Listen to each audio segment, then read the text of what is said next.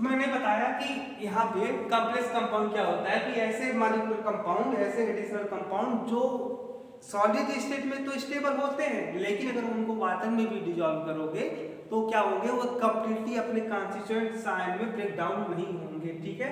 और उनका अगर टेस्ट करोगे कॉन्स्टिट्यूएंट आयंस का, तो कंप्लीटली कॉन्स्टिट्यूएंट आयन का टेस्ट इसका एक्वा सोल्यूशन नहीं देगा। अगर मान लो कि ये कंपाउंड है, इसको वाटर में डिजॉल्व किया तो इस तरीके से ब्रेक डाउन होंगे, ठीक है। यहाँ पे आप इस चीज को देख सकते हो कि पोटेशियम इनके कॉन्स्टिट्यूएंट आयंस कौन कौन से थे।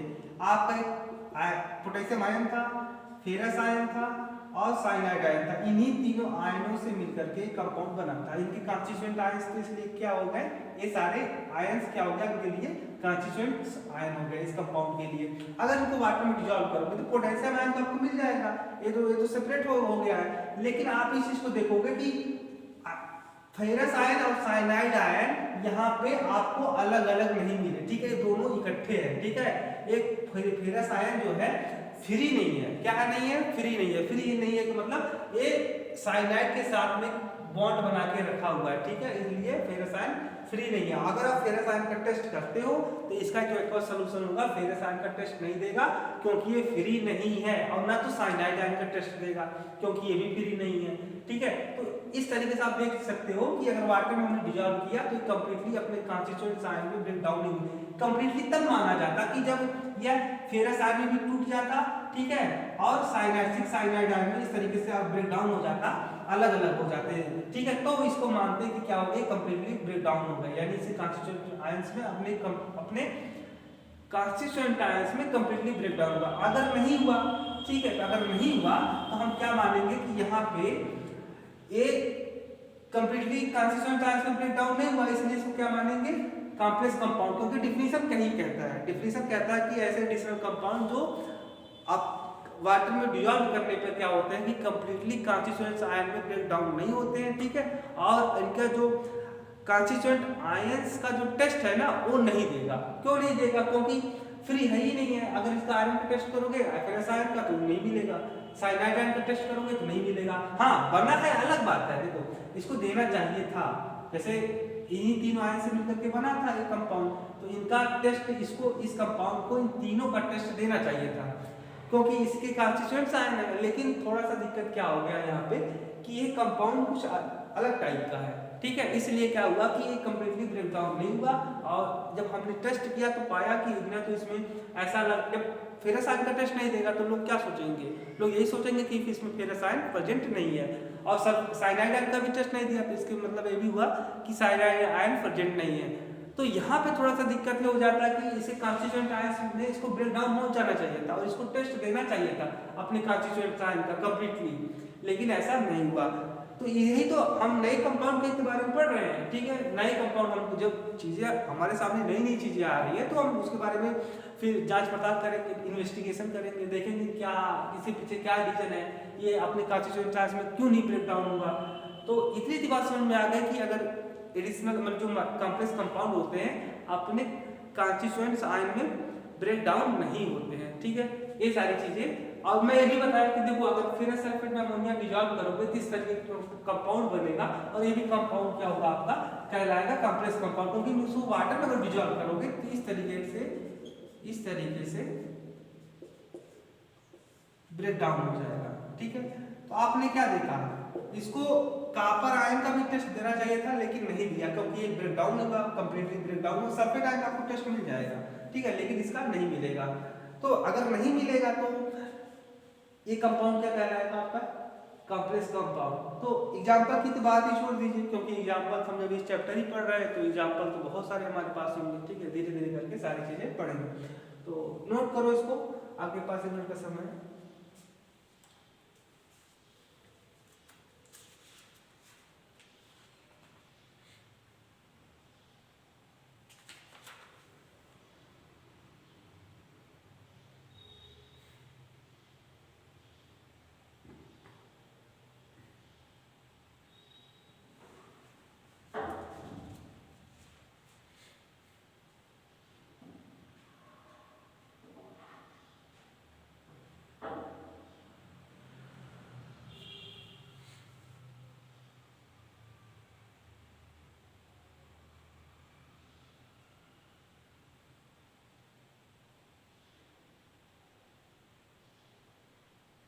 हो गया, आगे चले।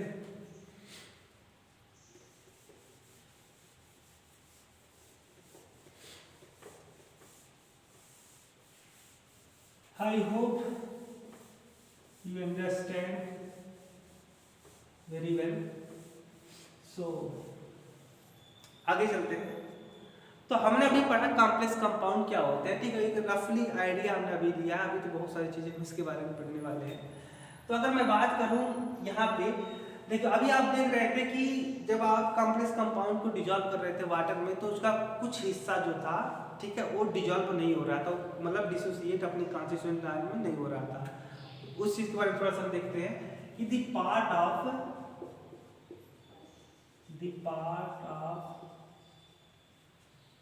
complex compound which does not dissociate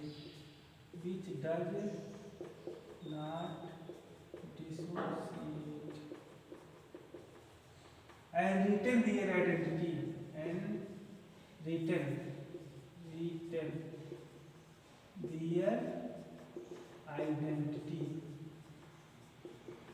are called coordination sphere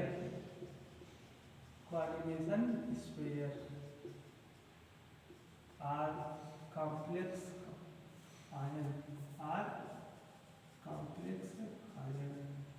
अभी हमने जस्ट पढ़ा है, हमने अभी इसको डिजॉल्व करके देखा था ये वाले कंपाउंड को। ये वाले कंपाउंड को डिजॉल्व हमने किया था, तो हमने ये देखा कि इसको अगर डिजॉल्व करोगे वाटर में तो क्या होता है, आपका पोटेशियम आयन अलग हो जाता है और ये जो होता है आपका ऐसे बना रहता है, ठीक है। तो आपने क्या देखा कि ये आपके कॉम्प्लेक्स कंपाउंड था, तो इस कॉम्प्लेक्स कंपाउंड को जब आपने वाटर में डिजॉल्व किया तो आपने देखा कि इस कंपाउंड का एक ये वाला जो हिस्सा था, ठीक है, ये वाला जो हिस्सा था, अगर मैं तो इसको दो हिस्सों में बांटूं तो इसका एक पार्ट जो है FeCl6, ठीक है, ये वाला जो पार्ट है ये वाटर में क्या हुआ, ये वाला पार्ट तो डिजॉल्व मतलब आयनाइज हो गया, लेकिन ये वाला जो है पार्ट आपका आयोनाइज नहीं हुआ, ठीक है। अब जब आयोनाइज नहीं हुआ तो इसकी जो आइडेंटिटी थी, इस वाली पार्ट की जो आइडेंटिटी थी वो यहाँ पर भी वैसे की वैसे है, यहाँ पर भी वैसे की वैसे है, यानी इसने अपनी आइडेंटिटी लॉस नहीं की। आइडेंटिटी का मतलब पहचान, ठीक है। तो इस पार्ट का जो पहचान था वो यहाँ पर भी इसकी आइडेंटिटी ऐसी कैसी रही, ठीक है। तो क्या बोल रहा है कि the part of complex compound which does not dissociate and retain their identity are called coordination sphere, यानी कॉम्प्लेक्स कंपाउंड का वह पार्ट, कॉम्प्लेक्स कंपाउंड का वह पार्ट जो डिसोसिएट नहीं होता है, क्या होता है, डिसोसिएट नहीं होता है और अपनी आइडेंटिटी बना करके रखता है, ठीक है, उसकी आइडेंटिटी लॉस नहीं होती है। रिटेन मतलब लॉस नहीं करना, ठीक है, तो बना के रखता है। तो कॉम्प्लेक्स कंपाउंड का वह पार्ट जो डिसोसिएट नहीं होता है वाटर में डिसॉल्व करने पर और अपनी आइडेंटिटी बनाए रखता है, ठीक है, उस पार्ट को क्या बोलते हैं, कॉम्प्लेक्स कोऑर्डिनेशन स्पेयर बोल सकते हो या आप बोल सकते हो कॉम्प्लेक्स आयन। तो ये जो होगा आपका क्या होगा, कोऑर्डिनेशन स्पेयर, क्या है वो, कोऑर्डिनेशन स्पेयर, या इसी को बोल सकते हो आप कॉम्प्लेक्स आयन भी बोल सकते हो। तो इतना तो आपको समझ में आ चुका होगा कि कॉम्प्लेक्स कंपाउंड का वह हिस्सा जो डिसोसिएट नहीं होता है उसे क्या बोलते हैं, कॉम्प्लेक्स कोऑर्डिनेशन स्पेयर और कॉम्प्लेक्स आयन, ठीक है। तो आगे चलते हैं, देखते हैं, ठीक है। तो इसके इतनी आइडेंटिटी क्या हुआ, बना के रखा हुआ है, ठीक है, आइडेंटिटी इसकी डिस्ट्रॉय नहीं होगी ना, क्योंकि क्या हुआ, डिसोसिएट नहीं हुआ, इसलिए इसकी आइडेंटिटी लॉस नहीं होने वाली है, ठीक है। एक बात याद रखो, हाँ, अब मैं बात करूं थोड़ा सा कोऑर्डिनेशन स्पेयर के ऊपर, मैं थोड़ा सा लाइट डालूं तो कोऑर्डिनेशन स्पेयर के बारे में थोड़ा सा चर्चा कर लेते हैं। देखिए कोऑर्डिनेशन स्पेयर जो होता है ना, कोऑर्डिनेशन स्पेयर दो चीजों से मिलकर बना होता है, किन चीजों से, दो चीजों से मिलकर बना होता है। एक सेंट्रल मेटल एटम, अभी सेंट्रल मेटल एटम में बात करूंगा, मेटल एटम और आयन और प्लस लिगेंड। अभी दोनों चीज को हमको थोड़ा सा डिफाइन करना पड़ेगा, सेंट्रल मेटल एटम क्या होता है और लिगेंड क्या होता है। तो इसको मैं डिफाइन करने से पहले मैं एक रफली आइडिया से समझाना चाहता हूं कि दो चीजों से मिलकर बना होता है। एक आपका क्या होता है कि कोई मेटल एटम होता है या आयन होता है, ठीक है, और वो क्या होता है कि कुछ एटम, ठीक है, उसको घेरे रहते हैं। तो कोऑर्डिनेशन स्फीयर दो चीजों से मिलकर बना होता है, एक आपके क्या होगा central metal atom oblique ion, ठीक है, और दूसरा क्या है लिगेंड है, ठीक है, और इसको ब्रैकेट में रखा जाता है। क्या कोऑर्डिनेशन स्फीयर को क्या रखा जाता है, कहाँ पे ब्रैकेट में रखा जाता है, ठीक है। यहाँ पे जो मेटल एटम है ना, जो कोऑर्डिनेशन स्फीयर दो चीजों से मिलकर बना होता है, एक मेटल और प्लस में क्या होता है आपके metal plus ligand, metal atom ion. तो कोऑर्डिनेशन स्फीयर दो चीजों से मिलकर बना होता है, एक आपका मेटल एटम या आयन हो सकता है और दूसरा क्या होता है लिगेंड, ठीक है। और जो कोऑर्डिनेशन स्फीयर को लिखने का तरीका ये होता है कि उसको एक ब्रैकेट के अंदर, ये वाला जो ब्रैकेट है ना, इस ब्रैकेट के अंदर रखते हैं, ठीक है। तो इस तरीके का अगर इस चीज को मैं डिफाइन करूं कि मेटल क्या होता है, ठीक है, मेटल ये होता है, यहाँ पे मैं सही से लिखूं तो सेंट्रल मेटल एटम, ठीक है, सेंट्रल मेटल एटम होगा। तो सेंट्रल मेटल एटम क्या होता है, अच्छा इस चीज को मैं थोड़ा सा बताना पड़ेगा मुझे। तो अगर मैं बात करूं सेंट्रल मेटल एटम आयन की बात करूंगा, तो सेंट्रल देखो, those metal atom or ion, those metal atom or ion which are surrounded by lone pair electron, lone pair donor species, lone pair donor species, इसी को क्या बोलते हैं लिगेंड। आर का central metal atom or ion, यानी ऐसा metal atom or ion जो क्या होता है लिगेंड से, क्या होता है लिगेंड से सराउंड होता है, उसे क्या बोलते हैं सेंट्रल मेटल एटम। यहाँ पे क्या मैं बोला कि those metal atom or ion which are surrounded by lone pair donor species, यानी क्या होता है कि जो ये सेंट्रल मेटल एटम होते हैं ना, वह लोन पेयर डोनर स्पीसीज से क्या होते हैं सराउंड होते हैं। जैसे सपोज दैट ये वाला है ना, इसको आप ऐसे लिख सकते हो ना, ऐसे देखो, यहाँ पे सीएन, यहाँ पे साइनाइड आयन, यहाँ पे साइनाइड आयन 6 आपने क्या देखा कि ये जो मेटल एटम है ना, इसको ए वाले जो आपके आयन है या आयन है, मतलब इसके पास उसे लोन पेयर होगा, ठीक है, इसके पास लोन पेयर होता है। ये सारे क्या होते हैं जो अपने लोन क्या है, ये जो मेटल एटम है यह lone pair electron donating species, यह जिसके पास लोन पेयर है और ये लोन पेयर क्या करता है, इसको डोनेट करता है इस metal central metal atom or ion को, ठीक है। तो यहाँ पे इस चीज को हमने इस तरीके से डिफाइन किया कि ऐसा मेटल एटम आर आयन जो क्या होता है कि सराउंड होता है, surrounded by lone pair donor species, ये सारे के सारे इलेक्ट्रॉन देने वाले हैं, लोन पेयर इलेक्ट्रॉन देने वाले हैं, ठीक है। तो यहाँ पे हमने इस चीज को देखा कि इसको क्या होगा, कुछ क्या है डोनर एटम, ठीक है, कुछ लोन पेयर डोनर स्पीसीज इसको घेरे हुए हैं। तो जो बीच में होगा, नाम नहीं पता इसमें ज्यादा क्या समझाने को सकते नहीं है, क्योंकि नाम से पता चला सेंट्रल माने जो बीच में होगा, ठीक है। बीच में कौन होता है, जो यानी अगर कोई चीज बीच में, यानी उसके आसपास में कोई चीज घेरी हुई है, उसको सराउंड की हुई है।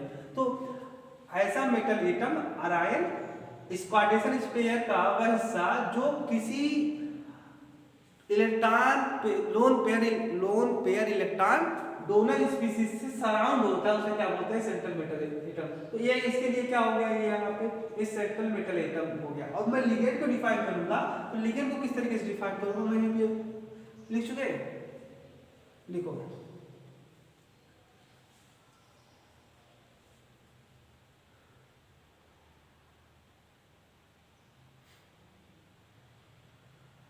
हो गया।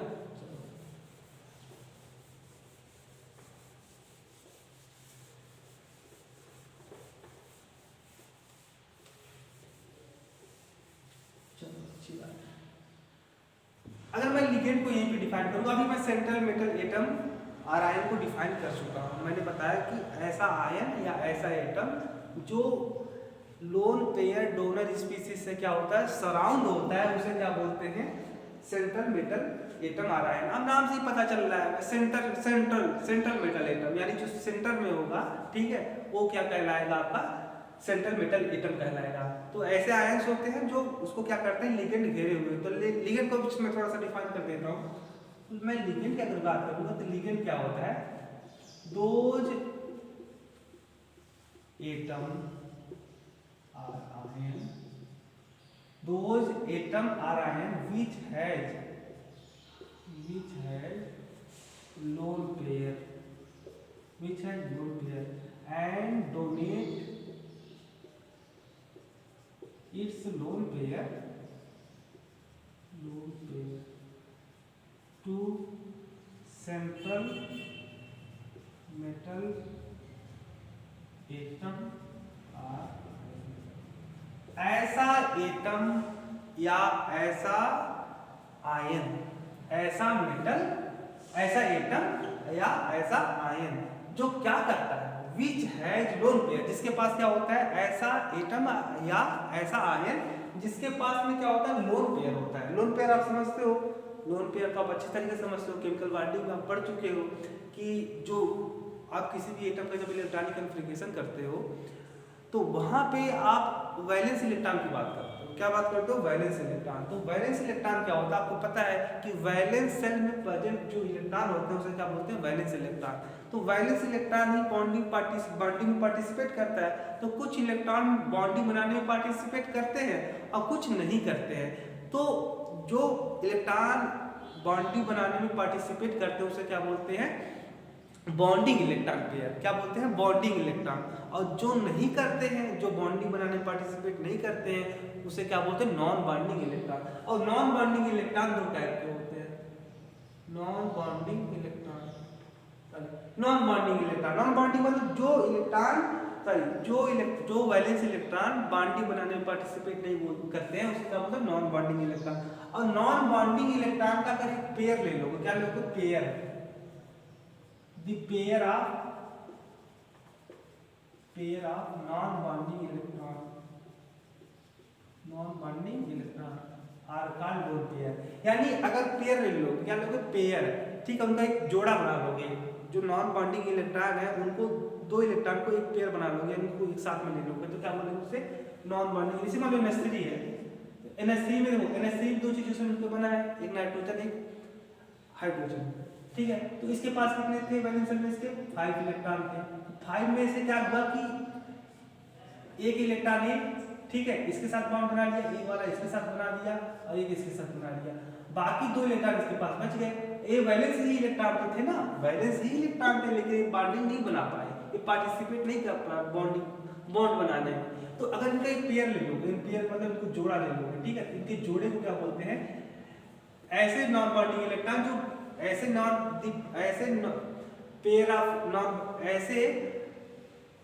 Pair of non bonding electron जो बॉन्डिंग नहीं बनाते, बॉन्ड नहीं बनाते, उसे क्या बोलते हैं, लोन पेयर, ठीक है।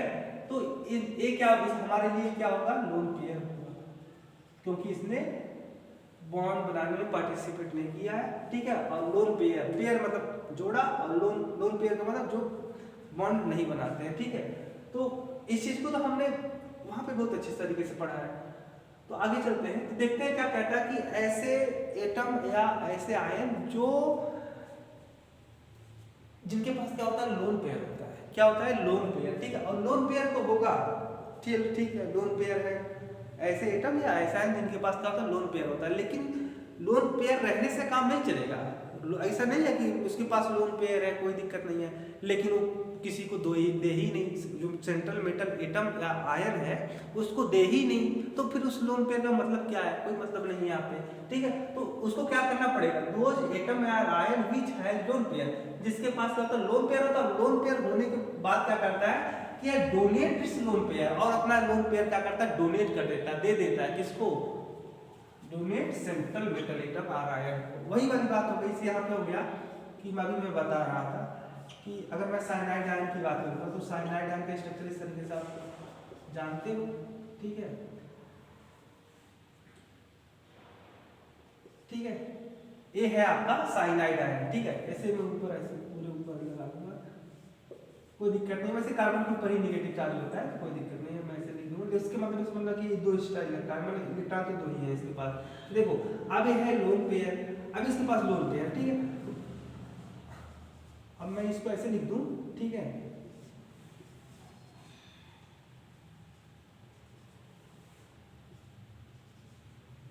चार हो गए, चलो एक इधर लिख देता हूँ, इधर लिख देता हूँ।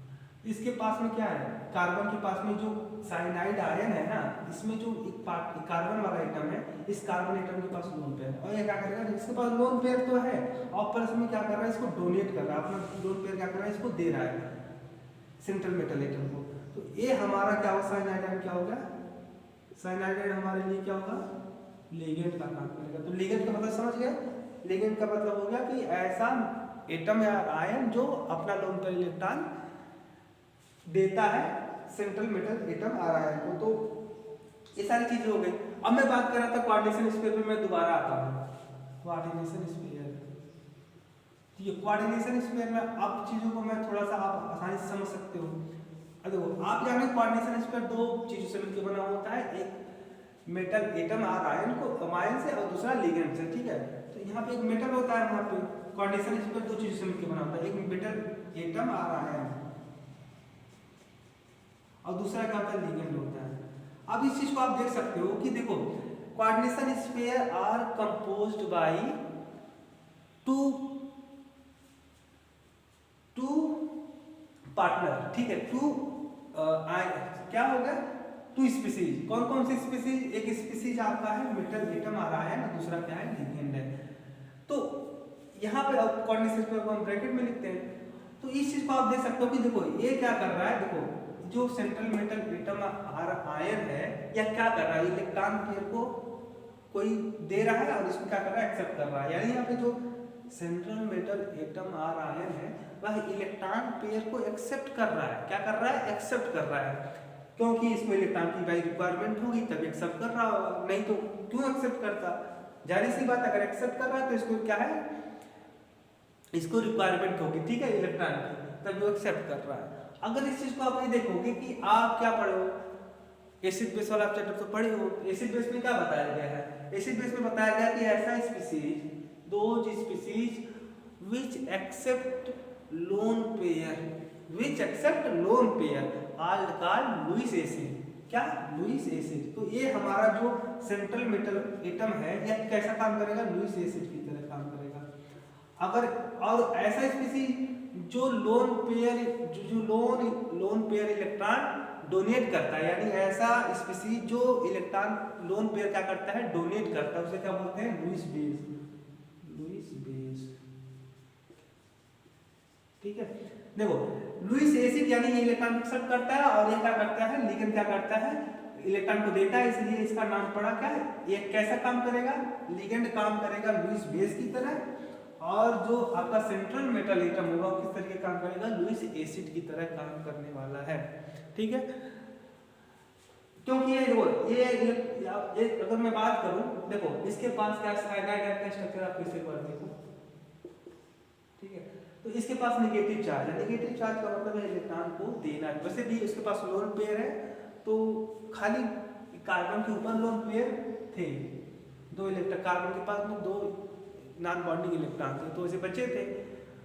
तो इसने सोचा कि यार खाली बैठा हूँ, इससे अच्छा क्या कर लूँ, मैं किसी के साथ में बॉन्ड बना लूँ। क्या बना लूँ, बॉन्ड बना लूँ।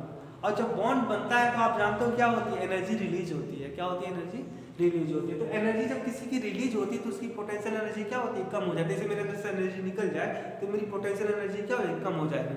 और जिस हर एक दुनिया का हर एक स्पीसीज, यूनिवर्स का हर एक स्पीसीज चाहता है कि मेरी पोटेंशियल एनर्जी क्या हो, कम हो। क्या हो, मेरी पोटेंशियल एनर्जी कम हो। वैसे पोटेंशियल एनर्जी का मतलब होता है कि बंदिश की एनर्जी। ठीक है, बंदिश, बंधन में रहने की जो एनर्जी होती है उसे क्या बोलते हैं, पोटेंशियल एनर्जी। तो जो व्यक्ति कम, हर व्यक्ति चाहता है कि मैं किसी के बंदिश में न रहूं, यानी मेरे ऊपर किसी का दबाव न रहे। तो क्या करना पड़ेगा, यानी अगर बंदिश में ज्यादा है तो उसे बोलेंगे पोटेंशियल एनर्जी ज्यादा है, और अगर बंदिश में कम है तो उसे क्या बोलेंगे, पोटेंशियल एनर्जी कम है। तो हर दुनिया का हर एक स्पीसीज चाहता है कि मेरी पोटेंशियल एनर्जी कम हो। और पोटेंशियल एनर्जी कम कर, खाली बैठा था, खाली बैठने से अच्छा कि अगर बॉन्ड बना लेगा तो एनर्जी रिलीज होगी। क्या होगी, एनर्जी रिलीज होगी। तो इस साइनाइड आयन का क्या होगा कि पोटेंशियल एनर्जी घटेगी, और पोटेंशियल एनर्जी घटेगी तो क्या होगा, और ज्यादा स्टेबल हो जाएगा। तो नेगेटिव चार्ज को इसको हटाना है, इसको इसलिए बॉन्ड बना लेता है। और यहाँ पे बात करोगे आप फेरस आयन का, तो फेरस आयन में आप क्या ले सकते हो कि इसके पास देखो इसके ऊपर कैसे चार्ज है, पॉजिटिव चार्ज। और पॉजिटिव चार्ज का मतलब यह इलेक्ट्रॉन का भूखा है, क्या है, भूखा है, हंग्री है। और यह क्या चाहता है कि देखो हर एक स्पीसीज कैसा बनना चाहते हैं, न्यूट्रल बनना चाहते हैं। तो आप ऐसे भी मान सकते हो कि यह न्यूट्रल बनना चाहता है, यानी इलेक्ट्रॉन का भूखा है तो ये इलेक्ट्रॉन एक्सेप्ट करेगा, ठीक है। इसलिए क्या हो जाता है, इनके बीच में दोस्ती हो जाती है और ये क्या बन जाता है, बॉन्ड बन जाता है, ठीक है।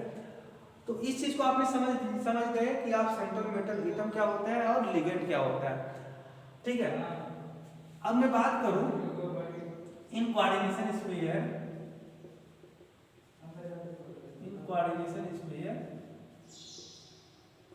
Central metal atom and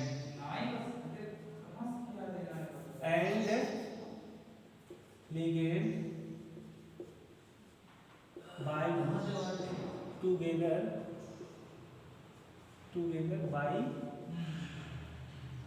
by coordination bond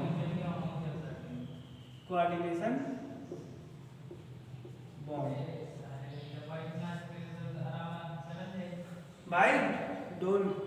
coordination bond। मैंने क्या बताया कि कोऑर्डिनेशन स्फीयर में क्या होता है कि coordination sphere central metal atom और आयन और लिगेंड, यानी जो सेंट्रल मेटल एटम होता है या आयन होता है और लिगेंड एक दूसरे से कैसे बंधे हुए होते हैं, कोऑर्डिनेशन बॉन्ड से बंधे हुए होते हैं, ठीक है। एक दूसरे देखो यहाँ पे ये जो एक लिगेंड है और एक है सेंट्रल मेटल एटम, तो ये सारे मतलब सेंट्रल मेटल एटम और लिगेंड आपस में कैसे बंधे हुए हैं, कोऑर्डिनेशन बॉन्ड से, कोऑर्डिनेशन बॉन्ड है, ठीक है। इसके द्वारा ये बंधे होते हैं, नोट करो इसी।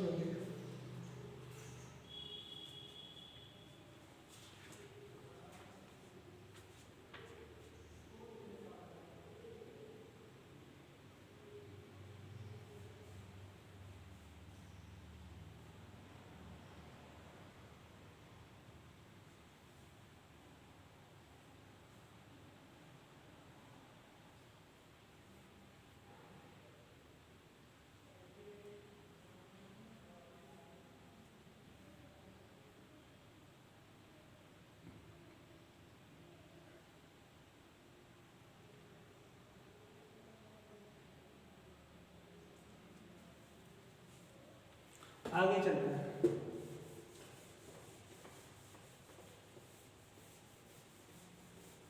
तो हमने काफी चीजें पढ़ ली, ठीक है।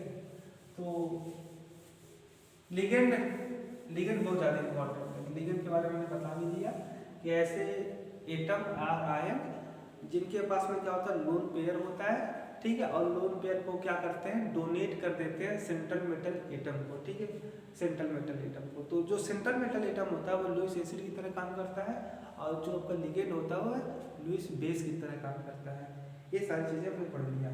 थोड़ा सा और देखते हैं कि अगर मैं बात करूं दी एटम आर आयन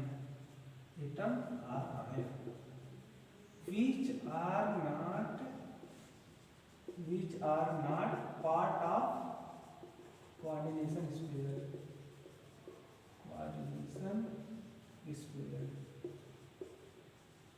ऐसा एटम और आयन जो कोऑर्डिनेशन स्फीयर का पार्ट नहीं होता है, ठीक है, ठीक है।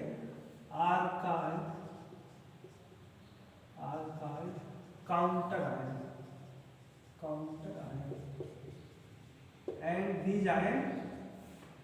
and these ion and these part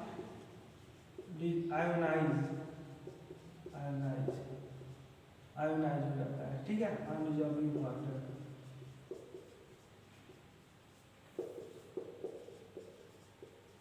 ऐसा एटम या ऐसा आयन जो कोऑर्डिनेशन स्फीयर का पार्ट नहीं होता है, ठीक है।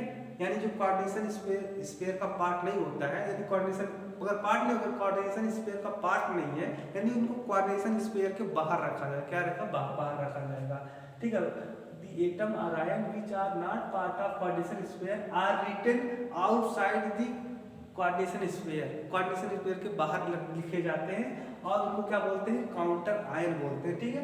और उनको क्या करोगे, वाटर में डिजॉल्व करोगे तो क्या हो जाते हैं, आयोनाइज्ड जाते हैं। सपोज दैट K4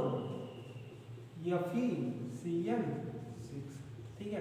अगर इनको वाटर में तुम डिजॉल्व करोगे तो आप देख रहे हो ये कोऑर्डिनेशन स्फीयर है, मैं ब्रैकेट लगा दिया तो ऑलरेडी आपको पता चल चुका कि ये क्या है, कोऑर्डिनेशन स्फीयर है। तो अगर कोऑर्डिनेशन स्फीयर है तो कोऑर्डिनेशन स्फीयर के अलावा जो भी पार्ट बचा हो, ठीक है, वो क्या रखा जाएगा, कोऑर्डिनेशन स्फीयर के बाहर रखा जाएगा। तो जो बाहर होते हैं, जो कोऑर्डिनेशन स्फीयर के बाहर स्पीसीज होते हैं, उन्हें क्या बोलते हैं, काउंटर आयन। तो ये क्या होगा आपका, काउंटर आयन हो गया, क्योंकि क्या क्या कह रहा है, we are not part of coordination sphere. तो कोऑर्डिनेशन स्फीयर के बाहर है, यानी कोऑर्डिनेशन स्फीयर का पार्ट नहीं है।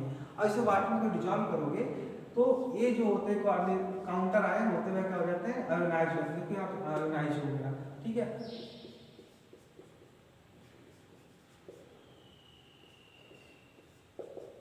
एक काउंटर आयन का हो गया, आपका आयोनाइज हो गया। अभी मैं 2-4 एग्जांपल आपको देता हूँ, आपको देखना है कि कौन मतलब आइडेंटिटी, आपको पता ही करना है कि कौन काउंटर आयन है कौन नहीं है, ठीक है।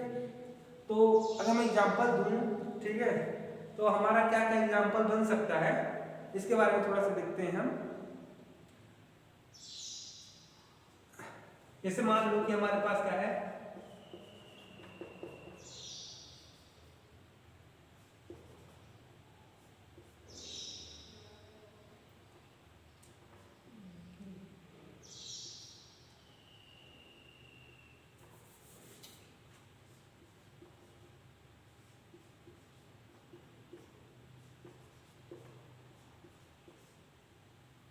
अब इस कंपाउंड को आप देखो, ये है कंपाउंड, देखो यहाँ पे कोऑर्डिनेशन स्फीयर लग गया, यानी क्या है, कॉम्प्लेक्स कंपाउंड। बात आती है कि इसमें से आपको पहचानना है कौन काउंटर आयन है, ठीक है, कौन सेंट्रल मेटल एटम है और कौन लिगेंड है। तो कैसे पहचानोगे, देखो जो कोऑर्डिनेशन स्फीयर के बाहर वाला पार्ट है उसे काउंटर आयन कहते हैं, क्या होगा, काउंटर आयन। ये क्या होगा आपका, काउंटर आयन। ये क्या होगा आपका, देखो ये मेटल एटम है ना, यानी सेंट्रल मेटल एटम है, क्या है, सेंट्रल मेटल आयन। और ये क्या है, साइनाइड वाला, जो आपका साइनाइड है क्या है, लिगेंड है, क्या है, लिगेंड है। इसी तरीके से आप बात करोगे क्रोमियम का, तो ठीक है, तो यहाँ पे आप इस चीज को देख सकते हो कि कौन काउंटर आयन है। तो कोऑर्डिनेशन स्फीयर के वाला जो बाहर वाला हिस्सा होता है, यानी ये वाला, ये क्या है आपका, काउंटर आयन है, ये आयोनाइज हो जाएगा। ये क्या है आपका, सेंट्रल मेटल एटम है, और ये क्या है, NH3 क्या है आपका, लिगेंड है। और यहाँ पे Cl भी क्या काम कर रहा है, लिगेंड का काम कर रहा है, ये भी लिगेंड है। तो ये वाला भी लिगेंड, ये वाला भी, ये वाला लिगेंड, ये वाला लिगेंड, और ये वाला सेंट्रल मेटल एटम अगर आयन, और क्या है, ये लिगेंड है, ठीक है, सॉरी लिगेंड बोल रहा हूँ, सॉरी, काउंटर आयन। तो ये आपका हुआ काउंटर आयन। और मैं 2 एग्जांपल देता हूँ आपको पहचानने के लिए, ठीक है, तब तक इसको नोट करो आप।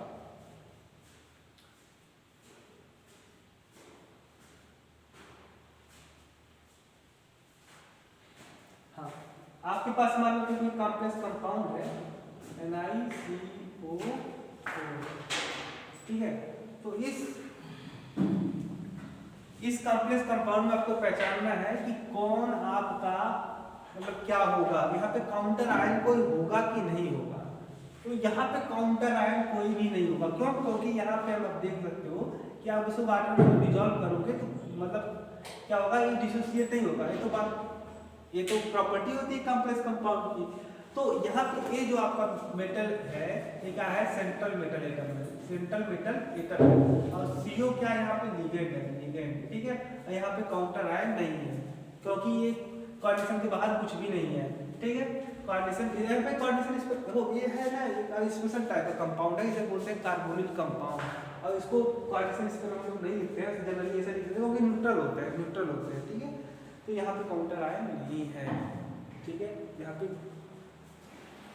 नोट करो इसे।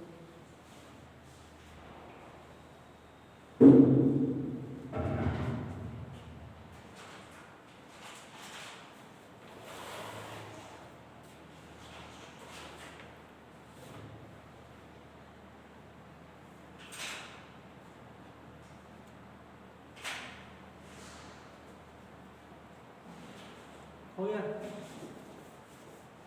अब थोड़ा सा पढ़ते हैं।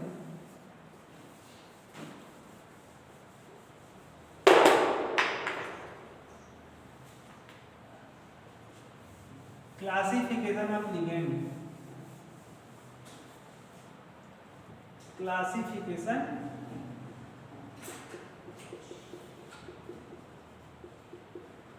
Of ligand. हम लिगेंड का क्या कर रहे हैं यहाँ पे, क्लासिफिकेशन कर रहे हैं, लेकिन किसकी बेसिस पे, ऑन द बेसिस ऑफ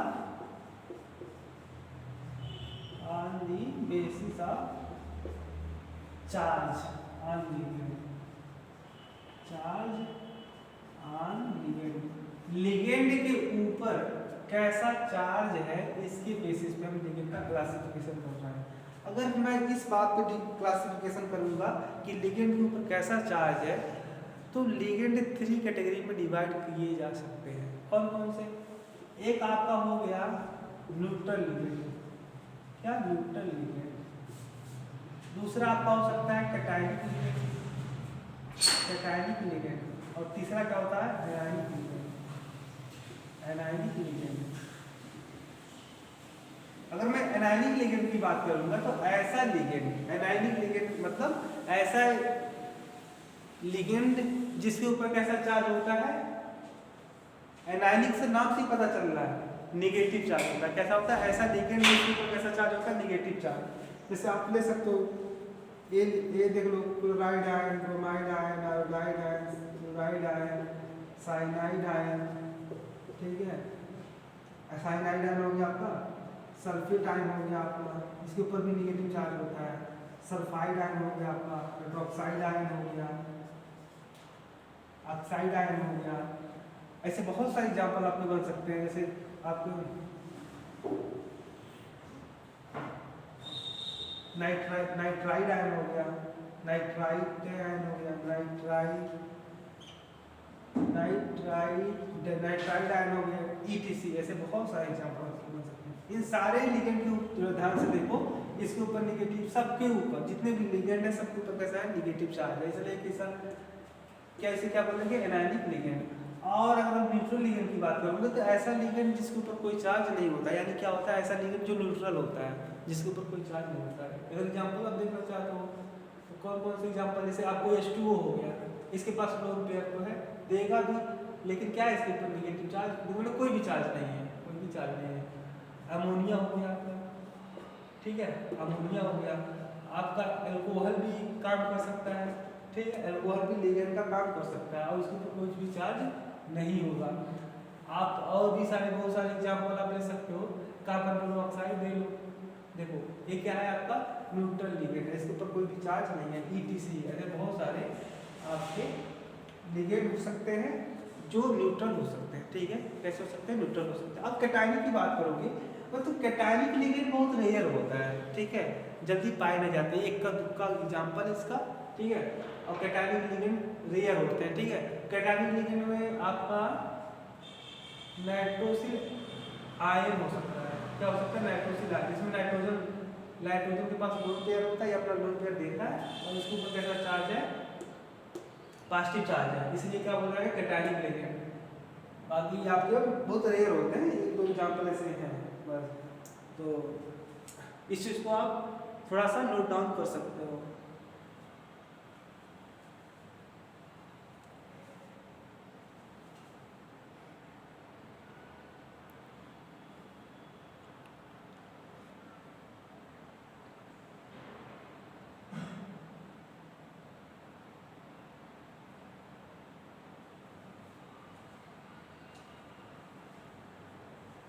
आगे चले, चलो। तो चार्ज के बेसिस पे लिगेंड कितने टाइप के होते हैं ये हमने देख लिया। अब हम पढ़ेंगे classification of ligand on the basis of density, on the basis of density. Density की बेसिस पे लिगेंड कितने, डेंसिटी ऑफ लिगेंड, डेंसिटी के बेसिस पे लिगेंड कितने टाइप होते हैं। उसे डेंसिटी थोड़ा जो है ना, ये वर्ड जो है आपका डेंसिटी, डेंसिटी